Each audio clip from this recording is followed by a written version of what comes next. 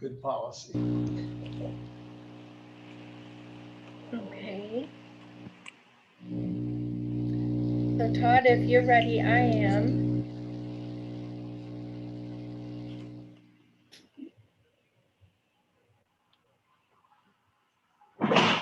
Good morning, everyone, and thank you so much for joining us today for this special presentation. My name is Tonya Lovejoy, and I am the Development Director here at Friends of Virgin Islands National Park. And today's presentation is not new for nonprofits, it's a little new for the Friends. And so I want to talk to you a little bit about how you can plan your giving with the Friends. And we have Ralph Antolino as an expert financial planner with us today. He's going to take you on a journey and dive a little deeper. But first, I want to just talk to you about how much your support has already done for the Friends here.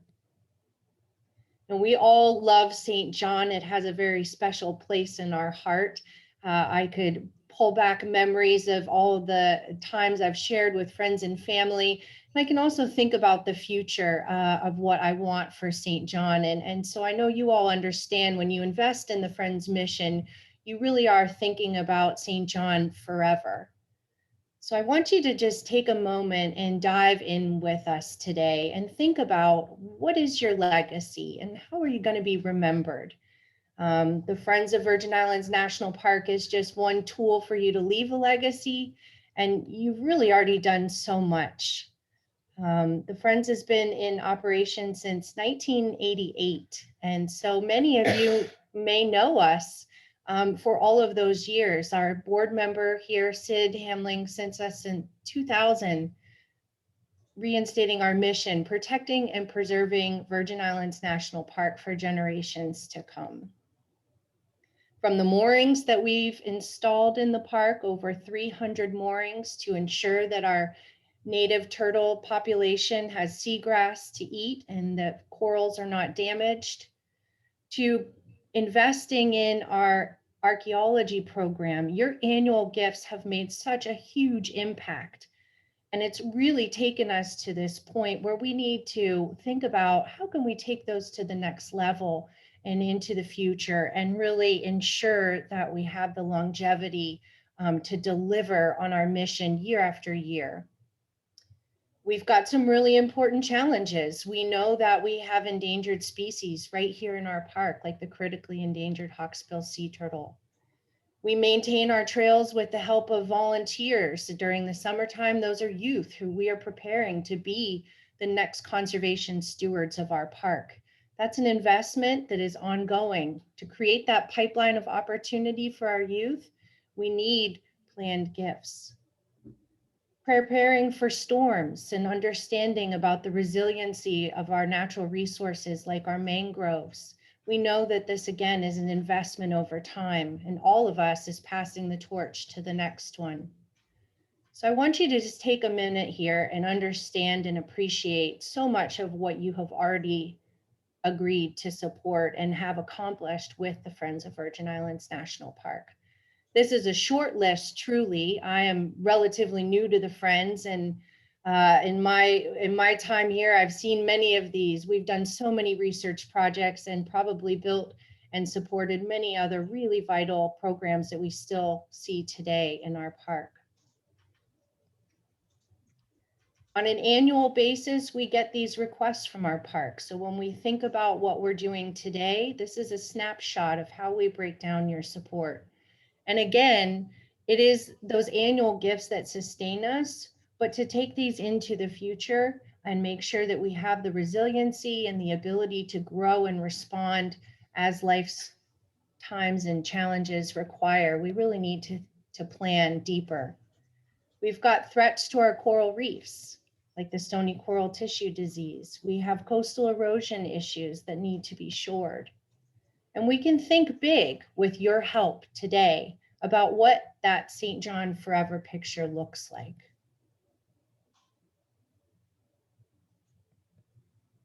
So again, the question that we're thinking about is, what difference will I make when I'm gone?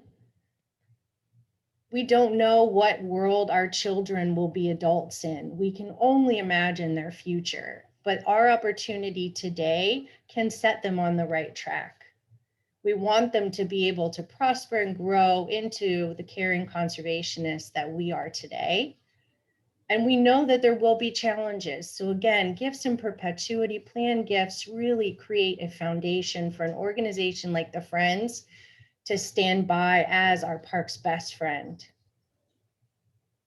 And we've been through a lot. And I know I shared this picture here because the resiliency that we need as supporters and community members and park visitors is a lesson that we've been learning over and over. And I think planned gifts give an organization like the Friends that resiliency. So today, I hope that as you listen to Ralph, who is genuinely an expert and a delight to listen to, that you will think about the Friends as you contemplate your legacy. And I will follow up with you and answer any questions I can. So without further ado, I want to pass the mic over to our president, Todd Samsel, for a warm introduction for our host here, Ralph.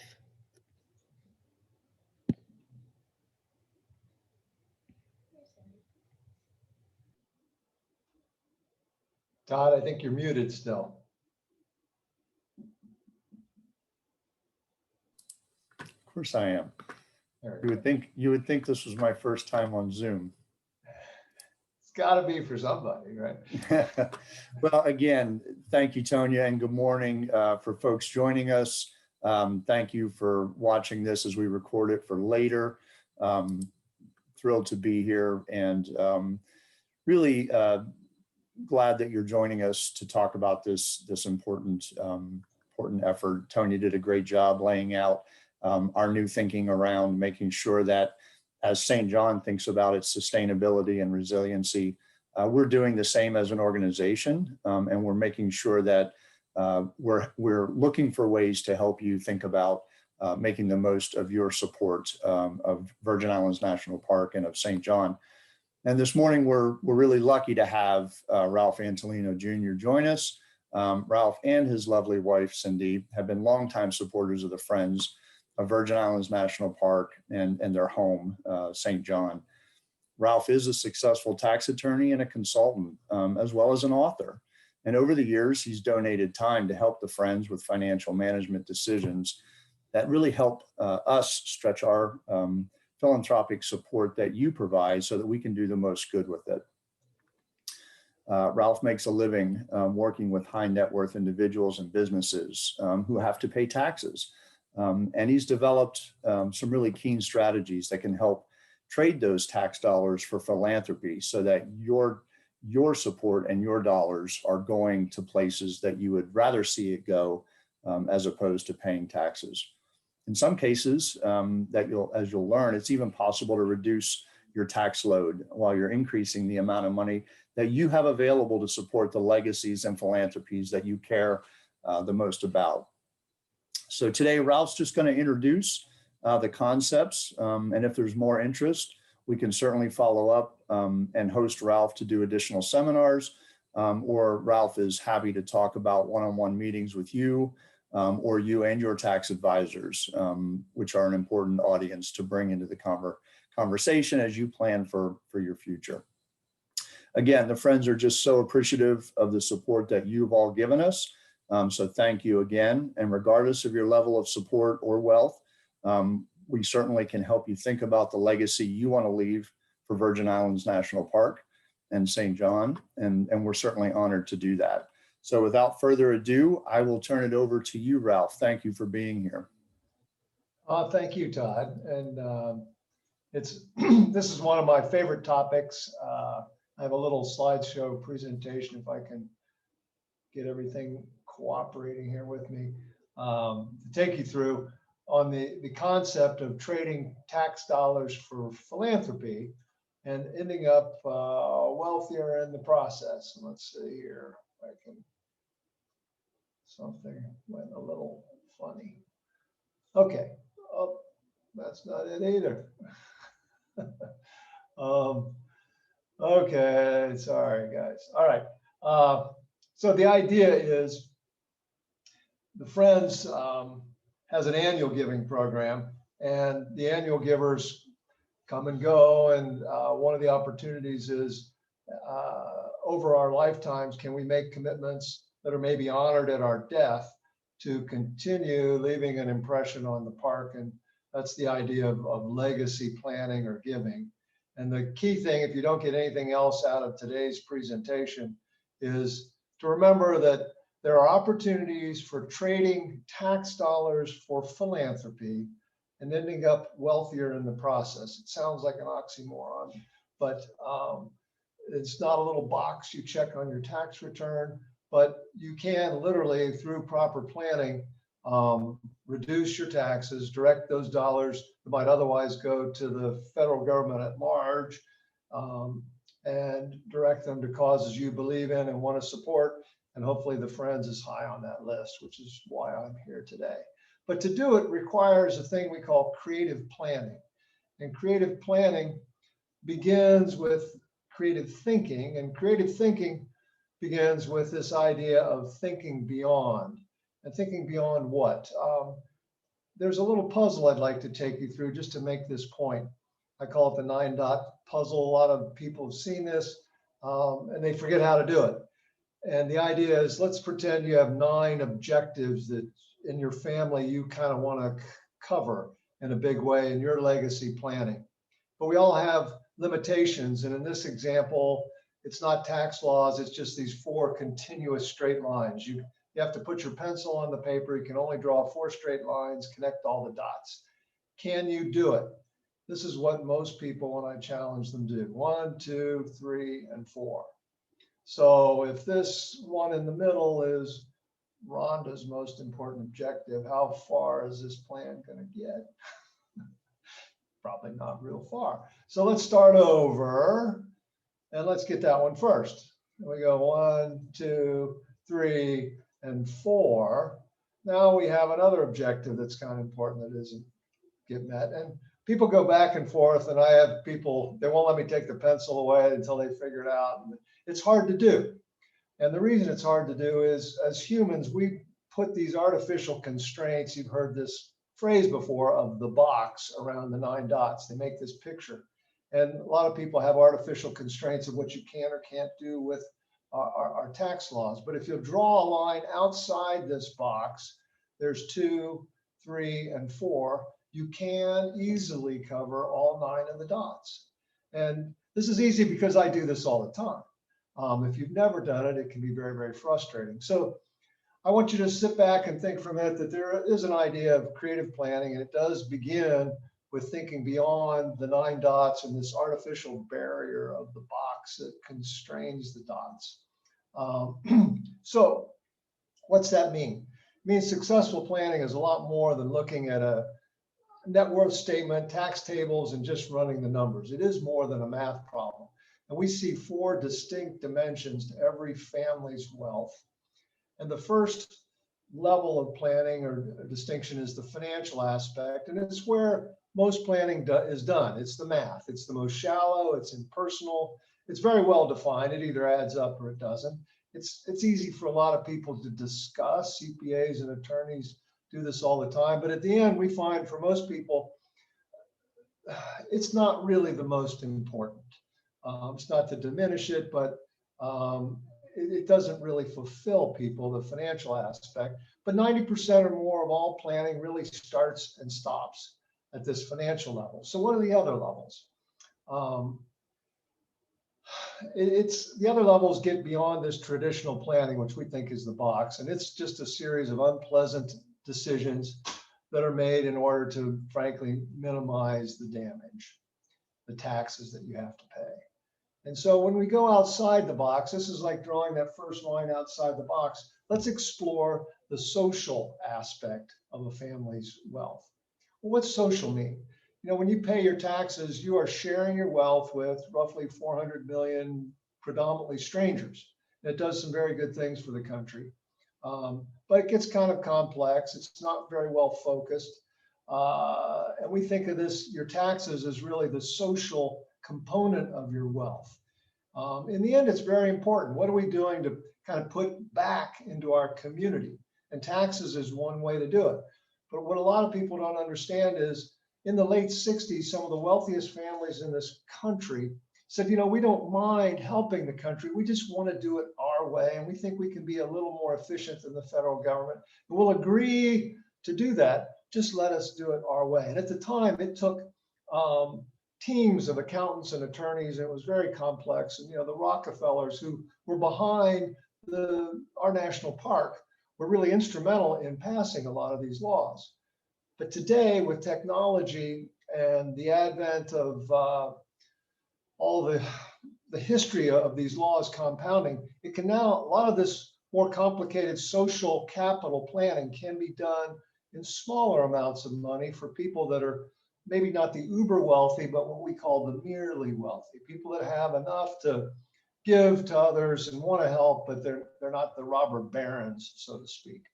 Let's talk a little bit about traditional planning, ignoring the social aspect, and the Friends legacy planning, which includes this idea of social capital.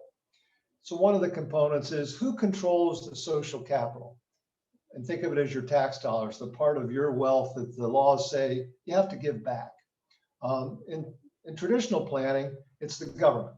And we all know the stories of the $10,000 toilet seats. And the government tends not to be as efficient as well-run families that have accumulated above average amounts of wealth.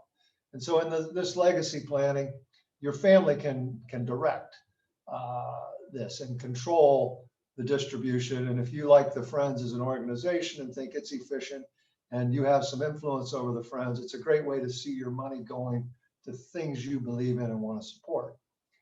And then efficiency. Again, following it, staying involved with the Friends is a much higher efficient use of this social capital, most people feel, than just paying taxes. And personal fulfillment. How do we feel about seeing the archaeology program getting back up and running, and the trails opening, and the mooring balls allowing turtles? It's a lot more fulfilling when it's in our backyard than, again, spraying it across 450 million strangers and hoping it does some good. And then the motivation to actually do something tends to be a lot higher. So again, this is contrasting just minimizing taxes with doing social capital planning, that concept. So introducing the social variable into the planning process produces new and exciting options, again, like drawing that first line outside the box, starting to think of part of your wealth as social capital. The next is the spiritual dimension of wealth or aspect. And this gets into your fundamental beliefs, and it's a little more personal. It's a little more difficult to discuss, but in the end, we find people that engage in this process really want to make sure that their social capital is also fulfilling their spiritual desires and goals, whatever that may mean for you. And that leads to the next aspect, which we call emotional. And emotional gets into feelings. How do you feel about the results of what you're doing? This gets very complicated. It's a lot personal. There's no great definition to it. In the end, it's pretty hard for a lot of people to discuss. But we found with the people we've worked with, in the end, it's critically important. They want to feel good about what they've done. And as a result, this takes a lot of professional advisors out of their comfort zone. They don't ask the questions. They're not comfortable talking about it. But in the end, you've got to answer, we think, this deep nagging question that Tony raised earlier and Todd reiterated. How are my descendants and the world going to remember me after I'm gone? What impact can I have an ongoing impact to something like the Friends organization in the park? Well, the way a lot of us lead our lives is this compartmentalized approach. We have a circle, kind of like home base, which is the financial aspect of our wealth. And then we have, as we mentioned, the social aspect, which gets into the desire to help others. And then the third is the emotional part. How do we feel about it? And finally, the spiritual life. What's our connection with our creator or our belief system? And the desire to find immortality. What we do during life is we often run around like a baseball diamond, faithfully touching all the bases. And after a long time of following this way of living, many times, and you see this in people, there are imbalances that develop where you're over focusing on one area versus another. And it leads people at some type, like the midlife crisis. Well, what's the purpose in all this? What am I doing this for? We find in the middle of this is the opportunity to synergize your life's mission. And what does that mean? It means expanding all these circles to their largest possible diameter and looking in the middle where the fire within is your passions. There's a fellow named George Bernard Shaw that wrote a great quote on this topic I'd like to share with you. It's called it's this. This is the true joy in life, being used for a purpose recognized by yourself as a mighty one. I am of the opinion that my life belongs to the whole community, and as long as I live, it is my privilege to do for it whatever I can. I want to be thoroughly used up when I die, for the harder I work, the more I live. I rejoice in life for its own sake. Life is no brief candle to me. It's a splendid torch, which I have to hold up for the moment, and I want to make it burn as brightly as possible before handing it on to future generations. That's the opportunity with this Friends Legacy Planning. And a lot of people say the answer to that question is growing a strong family tree and igniting that fire within. They're two important pieces of having a great family mission statement, which is something this process can help you with. So blending the four dimensions of family wealth to cover or uncover your fire within will produce these unique and powerful solutions. And now what I'd like to share with you is thinking about wealth within these dimensions, a little example, how to understand family wealth. And while you're alive, in particular, if you have a multi-million-dollar net worth, or even if you don't have a multi-million-dollar net worth, if you have an asset that's appreciated, in other words, it's worth a lot more than you paid for it, some of these ideas may apply to you too, where if you sell it, you're going to pay a bunch of taxes. You might be able to redirect those taxes to the friends, even though it's not multi-million-dollar net worth. So let's think about this. While you're alive, you have a box with all your wealth in it, and it feels like one box that you control.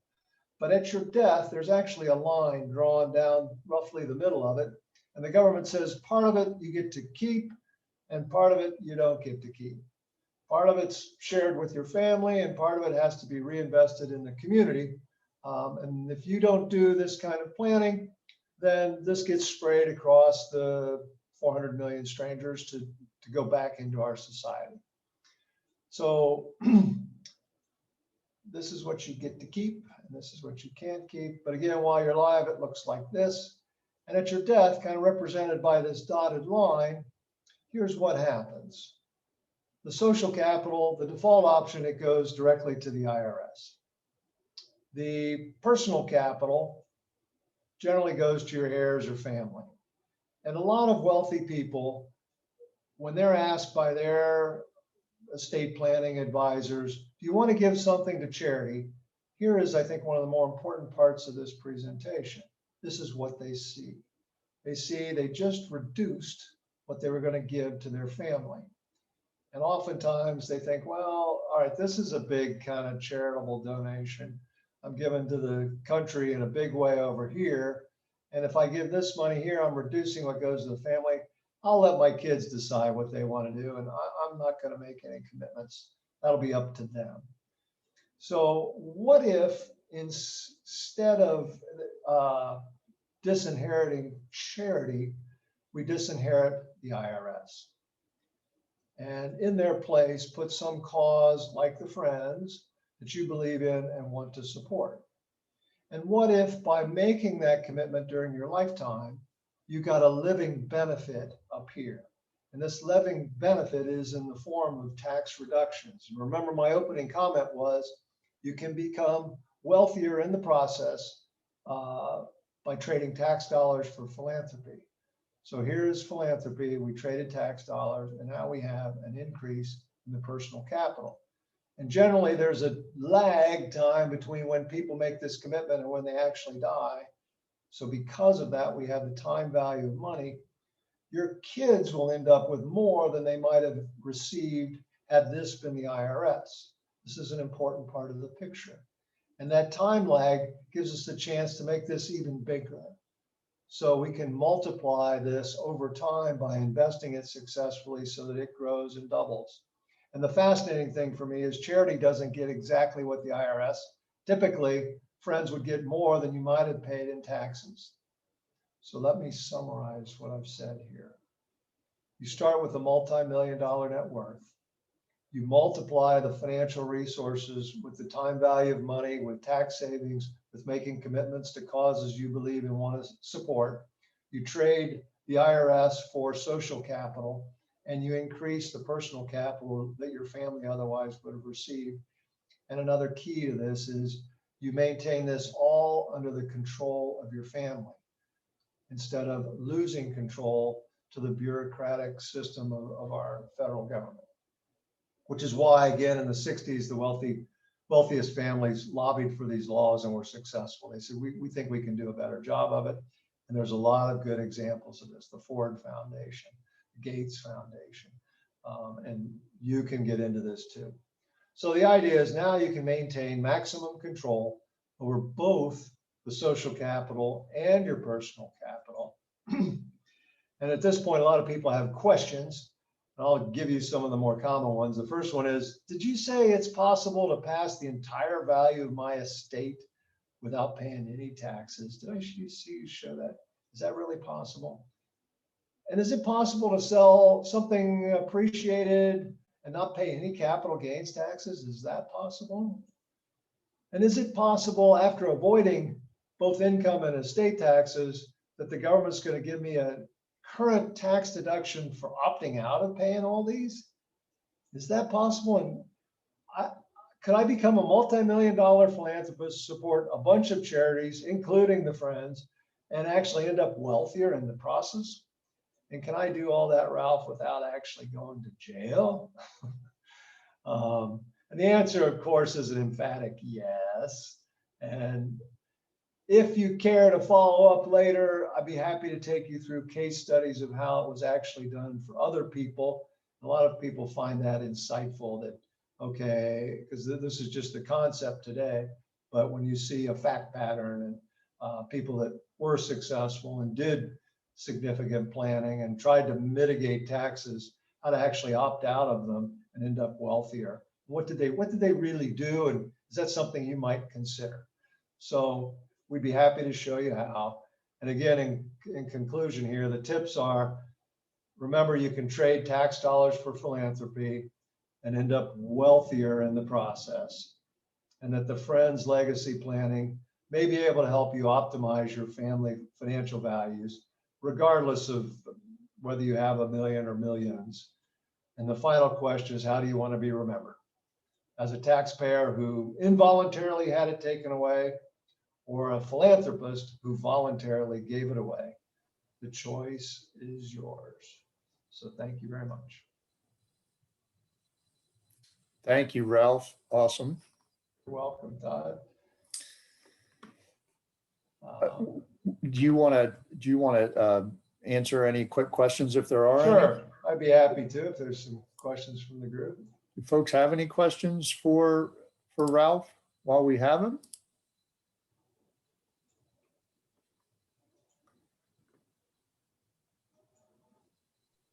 Can you give an example of how that would work for someone? Or is that too long? Well, you know, the Friends asked me to limit this to 15 minutes. So I'd be happy to. We actually have, I call them case studies, clients that we worked with, and we have sort of a before and an after, and it's a flow chart, and we show what did these people do, how'd they come in, and then what did they want to accomplish, and how did they do it.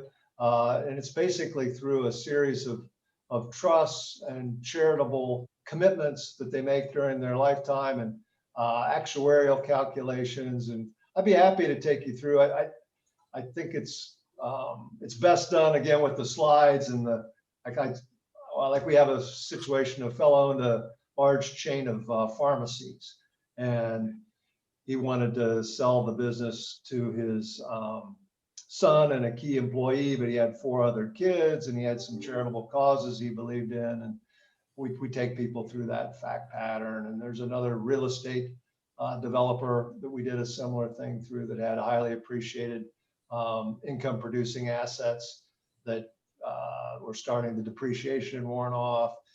He had more income than he needed to live his lifestyle on, and he wanted to support some of his personal philanthropic objectives. And we take you through, we call it the flow charts, before and after. And I'd be happy to set another time up and do that. It's more than 15 minutes, but not a lot more. Ralph warned us if he got into that on a presentation, he's used to people's eyes kind of glazing over, and maybe he would lose folks. So,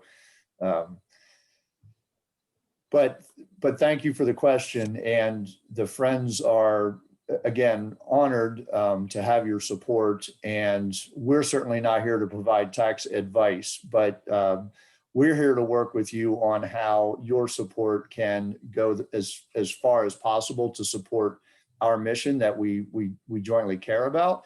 And we will certainly advise you to talk to people like Ralph to get the tools and techniques to really make that happen. Any other questions while we have Ralph here? Yeah, Tonya. Thank you so much for that. I have the luxury of getting your personal attention over the past couple of months, but it's really nice to see it come together in this presentation. And I'm just curious, you referenced the tax laws in the 60s and the Rockefellers being a part of that, which is really nice to kind of think about the park and how they had that long time vision and really did think about their legacy. And we're so honored today to benefit from that. Are there tax laws that are changing now that affect this type of giving for folks like myself in the development world, or for our donors and supporters who are thinking about planned giving? Is there any references or things that we need to be looking out for that are coming down the pipeline, or are these types of legacy gifts somehow protected from any changes? Great question, Tonya. The legacy giving rules have, again, been around since the 60s. There are periodic modifications. The big modification is in the different tax rates. And we're expecting, with the new administration, the election in last fall, to see big changes in particularly the taxation of assets and corporations. And that will probably, my prediction is, make this type of planning much more beneficial than it has been in the lower tax rate environment that we've enjoyed for the last few years. So I think the opportunities for trading tax dollars for philanthropy will increase. That's the prediction, particularly if the Biden administration is successful in passing the tax platform they published. We should see increases in capital gains rates, increases in ordinary income tax rates. And historically, they're not talking about eliminating tax benefits for nonprofit organizations. So that should allow the opportunity for this type of planning to be more beneficial than it has been in recent years, which I think would bode well for the Friends and people that care about the Friends. Thank you for that, Ralph. I'm looking to see if anyone else had a hand raised here before I made another comment. But one of the things I really liked about your presentation, and certainly a certain amount of wealth is gonna make a bigger impact, but the way that you present thinking about your impact, and I just have to emphasize from the nonprofit side, just as we plan our personal lives, for a nonprofit to be able to think 5, 10, 15, 20 years into the future, particularly when it comes to an environmental conservation or when we think about our children's education, there's that is the type of planning that we need to do. And so I'm just so excited to sort of bridge that personal thinking into the fold for the friends here, and just really appreciate everyone being on the call. See Diane and Elisa and one other person. And David, you always have great questions. Tony, I was going to just make one other point that the group might think about, and that is those that are annual givers might consider, we did this with United Way a number of years ago, had a campaign for people that were big supporters of United Way to do a simple idea, make a provision in their estate plan to endow their gift. In other words, at their deaths, that this gift would keep on giving, because frequently good donors die and the gift dies with them. And the opportunity is, if you're in a taxable situation, again, trading those tax dollars for a gift that might continue beyond your lifetime is a powerful legacy, particularly if you end up a little wealthier in the process. And oftentimes that's the opportunity. And again, we'd be happy to follow up with anybody that'd like sort of a personal explanation of a case study or two. It's fun, interesting stuff if you're into it, like I am. If you're good at it like you are. Well, it's a fun little game that I like to play, I guess. Hello. Is it my turn?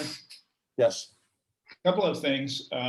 My accountant ran some numbers and said that I should not donate anything last year, and then told me to double up this year.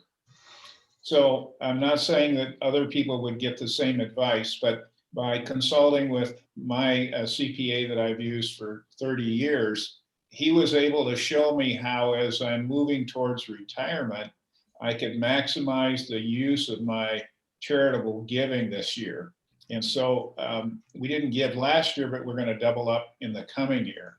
So there are some other creative ways to potentially save some money and still give some significant gifts. And that may mean talking to Ralph or to your CPA or some other tax advisor. One other thing was that we have a member of our Unitarian fellowship here, church, who gave a very significant gift and has over the years to our fellowship, and did it through the Unitarian Church, which has a very large endowment fund that is managed to eliminate investments in things like oil and gas. So, and they don't invest in weapons manufacturers, that kind of thing. So there are other places, or there are places, as Ralph could also tell you, where you can sort of park the money and or create an endowment, which will result in money coming to the friends or